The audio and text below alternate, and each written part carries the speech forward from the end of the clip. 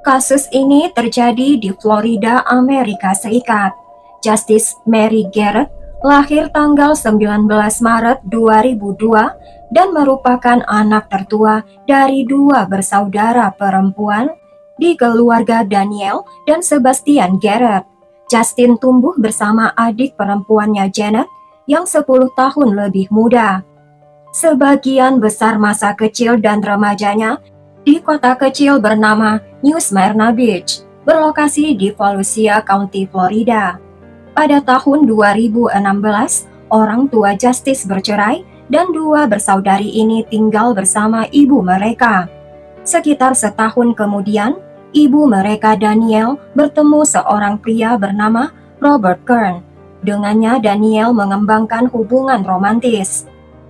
Pada musim gugur 2017, Daniel bersama dua putrinya pindah ke kota pedesaan kecil bernama Sorrento di Florida, dengan penduduk hanya lebih dari 1.000 orang dan pindah ke rumah Robert Kern.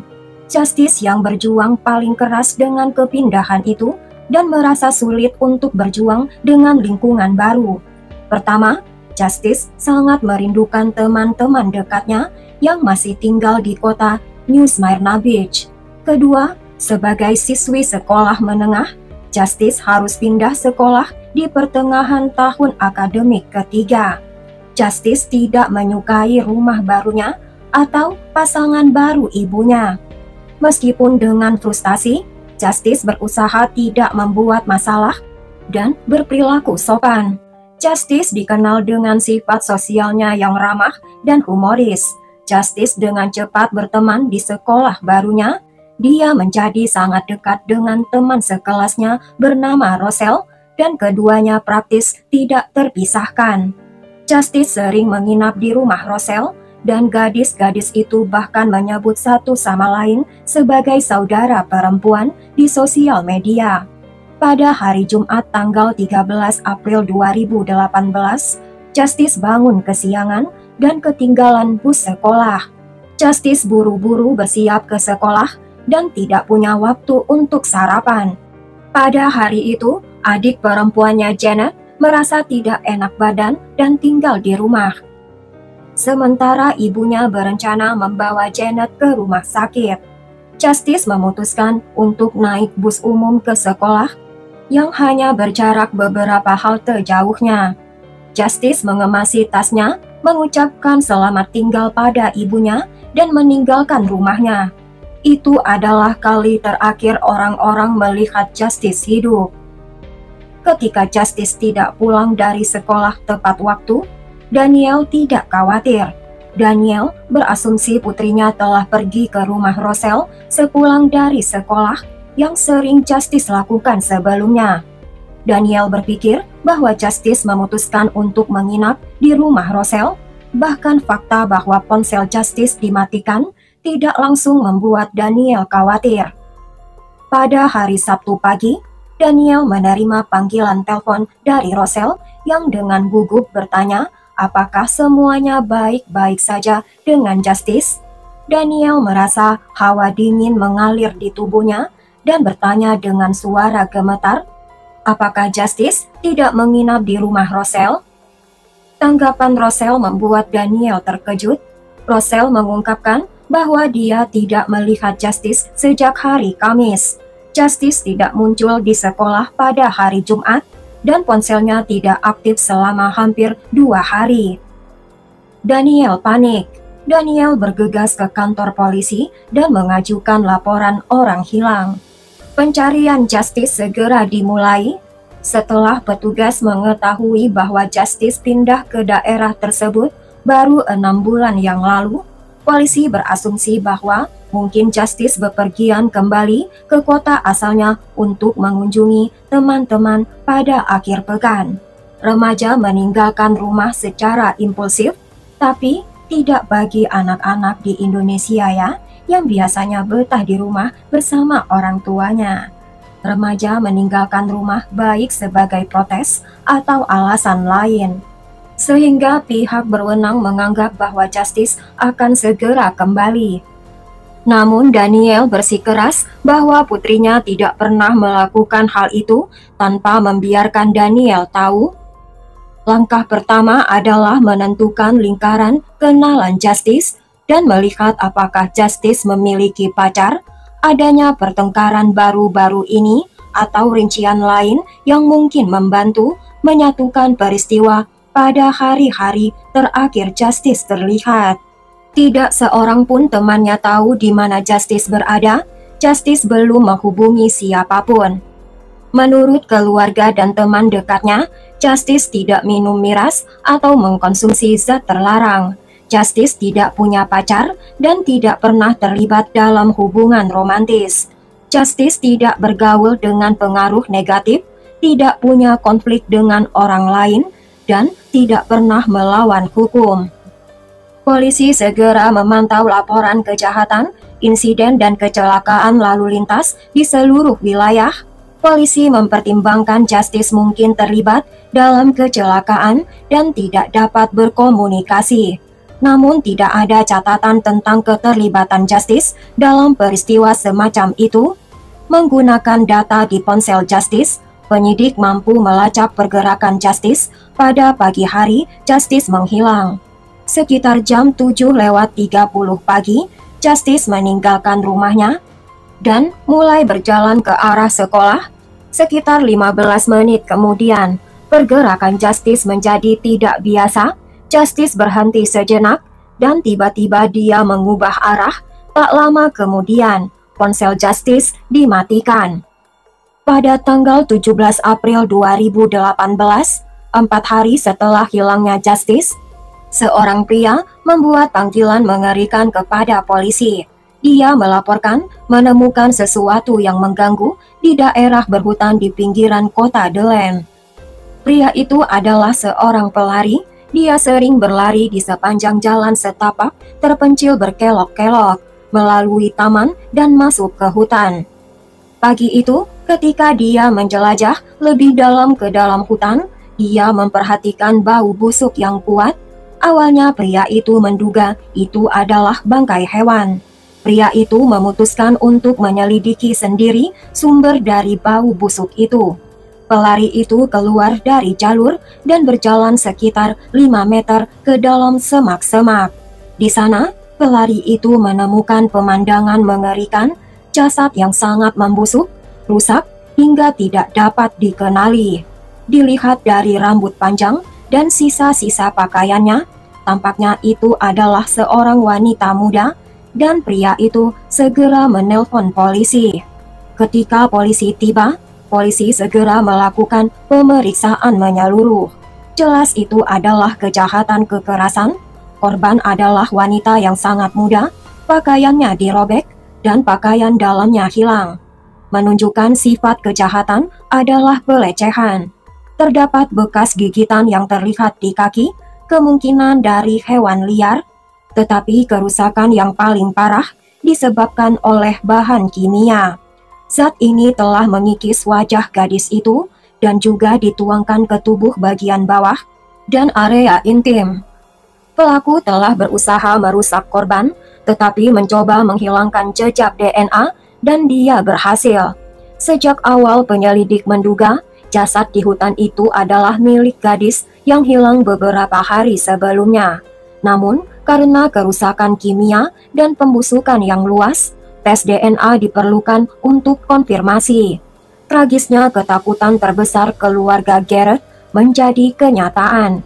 Justice ditemukan meninggal dunia.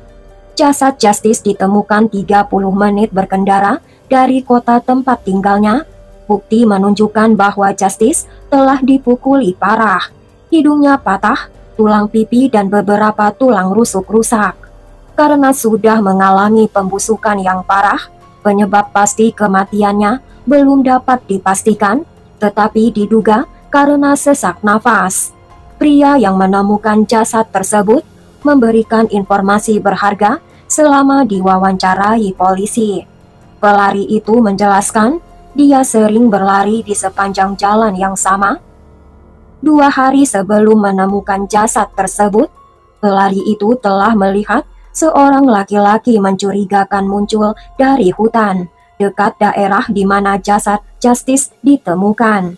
Saksi tidak bisa memberikan keterangan secara rinci tentang laki-laki itu karena dia hanya melihat sekilas dari belakang dan dari jarak yang cukup jauh.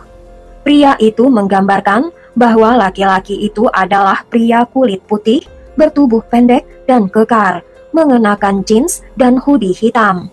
Laki-laki itu dengan cepat meninggalkan daerah itu setelah dia menyadari bahwa dia tidak sendirian dan menghilang di balik pepohonan. Pada saat pelari itu merasa pertemuan itu aneh, tapi dia tidak terlalu memikirkannya. Menurut laki-laki itu, tidak ada bau busuk pada hari itu, dan dia melupakan kejadian itu. Namun setelah menemukan jasad tersebut, 2 hari kemudian, pria itu mengingat kembali orang asing di jalan setapak dan melaporkannya kepada polisi. Detektif langsung curiga bahwa orang asing di hutan itu mungkin pelaku yang bertanggung jawab atas kejahatan. Mungkin pria itu kembali ke lokasi kejadian untuk menutupi jejaknya dan menghancurkan bukti. Ahli menentukan bahwa zat korosif yang digunakan pada jasad adalah pemutih. Kombinasi dari zat kimia dan kelembapan daerah tersebut mempercepat pembusukan sehingga jasad tidak dapat dikenali.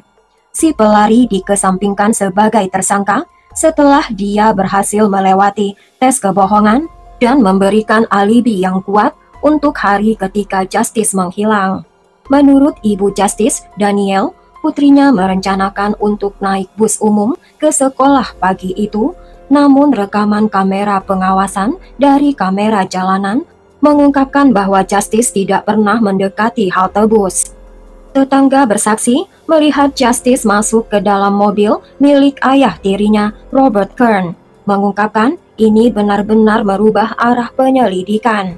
Sekarang detektif mulai menginterview lagi orang tua Justice untuk mengetahui mengapa mereka tidak jujur.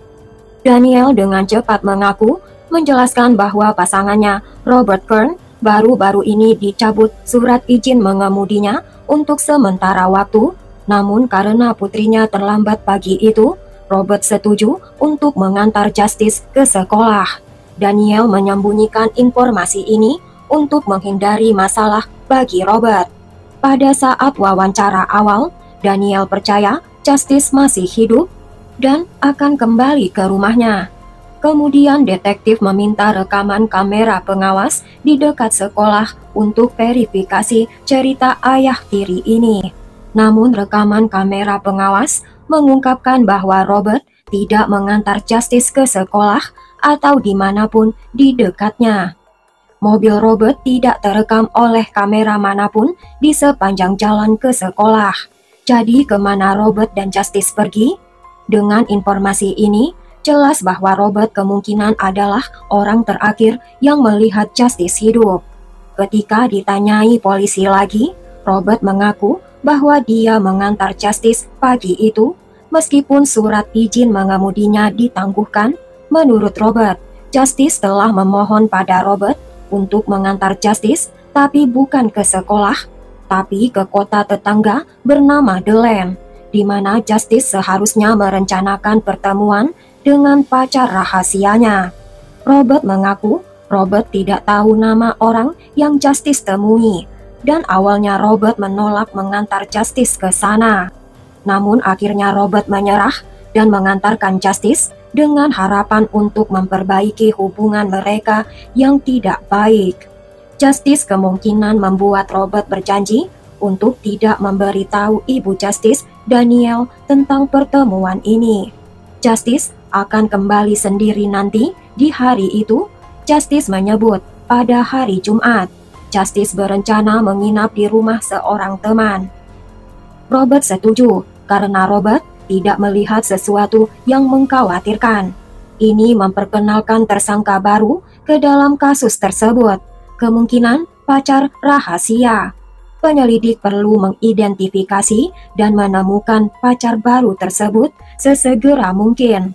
Pacar baru tersebut mungkin terlibat atau menjadi orang terakhir yang melihat Justice hidup. Penegak hukum memutuskan untuk meninjau kontak dan aktivitas Justice di sosial medianya. Karena ponsel Justice tidak ditemukan, detektif menyita laptop Justice, dan apa yang detektif temukan menimbulkan banyak pertanyaan.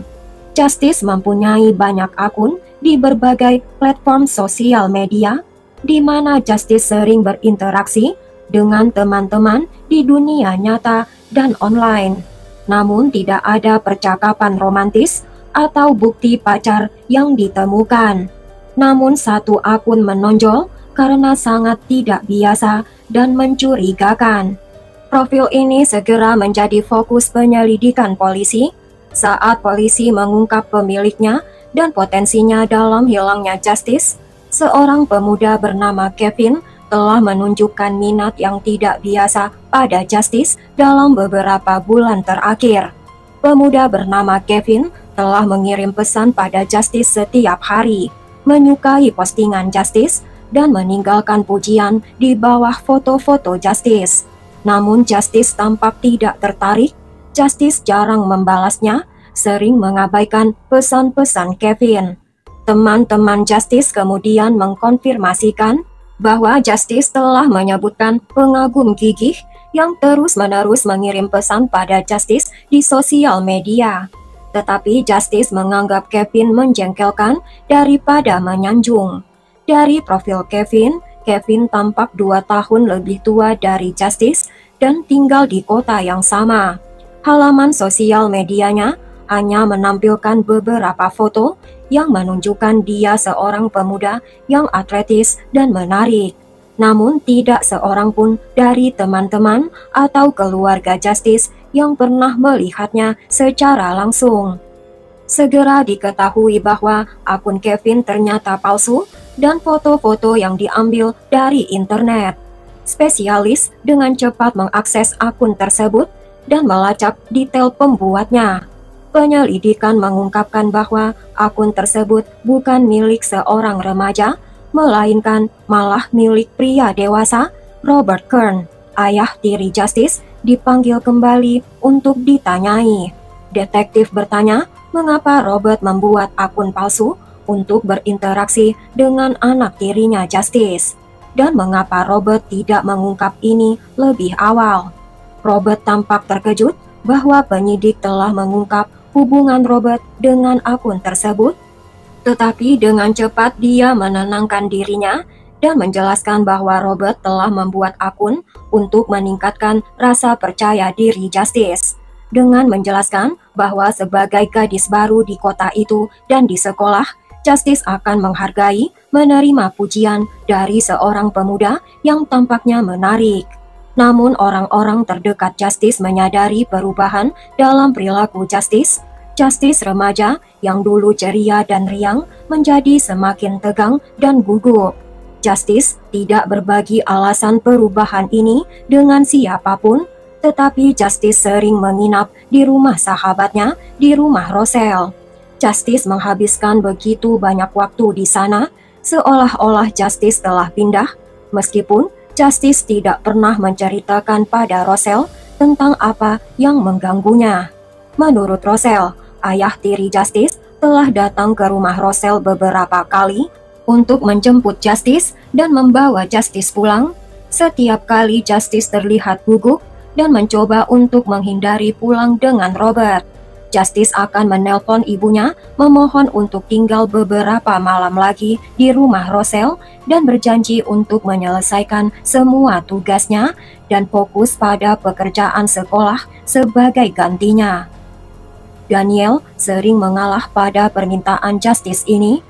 Robert dan Justice dilaporkan memiliki hubungan yang tegang sejak awal, sesuatu yang diketahui di antara sahabatnya. Namun Justice tidak pernah menuduh Robert melakukan agresi atau melakukan perilaku yang tidak pantas. Termasuk ibunya Daniel tidak pernah mengamati sesuatu yang tidak pantas dalam interaksi Robert dan Justice. Dengan meningkatnya kecurigaan terhadapnya, Robert Kern menjadi tersangka utama dan satu-satunya tersangka dalam penyelidikan terhadap kematian Justice. Polisi menahan Robert. Polisi juga menyelidiki masa lalu Robert dan gaya hidupnya. Robert 43 tahun, memiliki sejarah kriminal yang panjang, termasuk hukuman atas perampokan, kepemilikan zat terlarang, dan pertengkaran fisik. Catatan kriminalnya membuatnya tidak mungkin bagi Robert untuk mendapatkan pekerjaan tetap. Robert kadang-kadang bekerja secara ilegal sebagai tukang kayu di penggergajian lokal untuk memenuhi kebutuhannya. Robert hati-hati menyembunyikan masa lalunya dari semua orang di sekitarnya, termasuk Daniel yang tidak menyadari dia tinggal dengan pria dengan sejarah kriminal. Ketika penyelidik mengungkap siapa Robert sebenarnya, Daniel terkejut dan tidak dapat berbicara. Daniel mengaku bahwa Robert telah mengajukan diri untuk mengantarkan Justice ke sekolah hari itu, walaupun Justice menolaknya. Ketika Justice tidak pulang ke rumah, Daniel menjadi khawatir, tetapi Robert meyakinkannya bahwa Justice menghabiskan malam di rumah temannya. Robert bahkan melarang Daniel menelpon polisi atau menghubungi Roselle. Penyelidik memeriksa ponsel Robert dan menemukan bahwa dalam beberapa bulan menjelang hilangnya Justice, Robert sering mencari informasi online tentang zat-zat yang dapat membuat seseorang tidak dapat bergerak. Robert juga membeli zat tersebut di web gelap. Robert juga telah meneliti cara menghilangkan bukti DNA dari tubuh. Robert bahkan telah meninjau peta satelit dari daerah hutan di dekatnya, khususnya daerah pinggiran kota Delaine, tempat jasad Justice ditemukan. Jelas bahwa Robert telah merencanakan kejahatannya selama berbulan-bulan. Motif Robert tampak jelas dari awal. Robert telah mengembangkan obsesi yang tidak pantas dengan Justice, dan Robert menyadari bahwa satu-satunya cara melaksanakan keinginan jahatnya adalah dengan tindakan kejahatan. Untuk menghindari akibat dari tindakan jahatnya, Robert telah memutuskan untuk menghabisi Justice. Penyelidik meninjau data geolokasi ponsel Robert pada hari hilangnya Justice.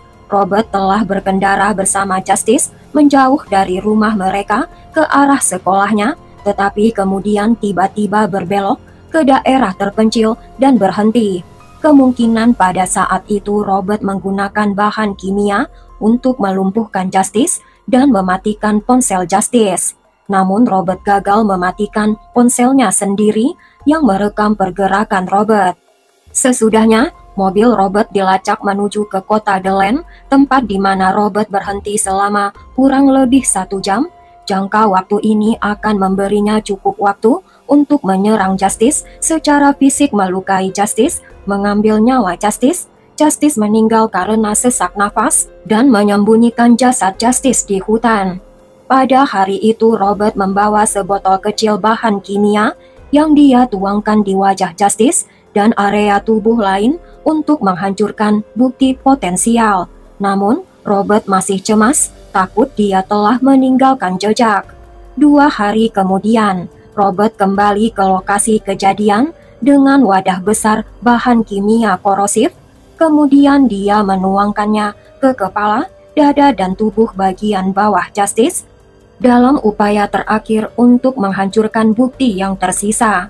Pagi itu, ketika Robert kembali ke tempat itu untuk kedua kalinya, Robert terlihat oleh pelari yang kemudian menemukan jasad Justin dan melaporkannya kepada polisi. Akibatnya alibinya dengan cepat hancur. Robert yang bekerja secara ilegal di tempat penggergajian kayu, Robert telah meminta 2 rekan kerjanya untuk mengaku Robert telah tiba tepat waktu pada hari hilangnya Justin. Meskipun Robert telat hampir 2 jam, di bawah pemeriksaan lebih lanjut, kedua rekan kerjanya itu mengakui kebenaran. Setelah diperingatkan, mereka akan menghadapi tuntutan sumpah palsu dan menyembunyikan bukti terkait dengan kejahatan. Di pengadilan, Robert menyangkal semua tuduhan. Saksi menjelaskan Justice hidup dalam ketakutan terus-menerus. Justice menghindari rumahnya. Justice tidak pernah berbagi kekhawatirannya bahkan kepada ibunya sendiri. Daniel dibutakan oleh cinta. Daniel gagal memperhatikan situasi yang terjadi pada Justin. Daniel tidak pernah bertanya pada Robert tentang masa lalunya. Kalaupun ditanya, Robert kemungkinan tidak mau berterus terang. Sampel lumut dan tanah dari lokasi tempat Justin ditemukan cocok dengan partikel yang ditemukan di karpet mobil Robert yang menghubungkan Robert ke lokasi kejadian. Namun penyerangan intim tidak dapat dibuktikan dengan meyakinkan karena semua bukti DNA dan sampel jaringan tubuh telah rusak. Pada bulan Agustus 2022, hampir 2,5 tahun setelah kejahatan, Robert Kern dihukum karena pembunuhan berencana dengan kekerasan. Robert dijatuhi hukuman penjara seumur hidup tanpa kemungkinan pembebasan bersyarat. Kasus ini cukup membuat kesal. Ibunya tidak menyadari bahwa putrinya tidak baik-baik saja. Bila orang tua bisa memberikan situasi dan keadaan rumah dalam keadaan nyaman dan aman bagi anak-anak dan remaja untuk tumbuh dan berkembang, kasihan banget bagi Justice. Dia harus bertemu monster kejam yang berkedok sebagai kekasih ibunya yang siap memangsanya dan mengakhiri hidupnya dengan tragis. Sampai di sini dulu ceritanya guys. Buang jauh-jauh cerita kekerasan yang ada di dalamnya. Bagaimanapun kejahatan itu ditutupi, pasti akan terungkap. Bila suka ceritanya, berikan subscribe, like, dan tekan juga notifikasinya supaya kalian tahu setiap saya upload video baru.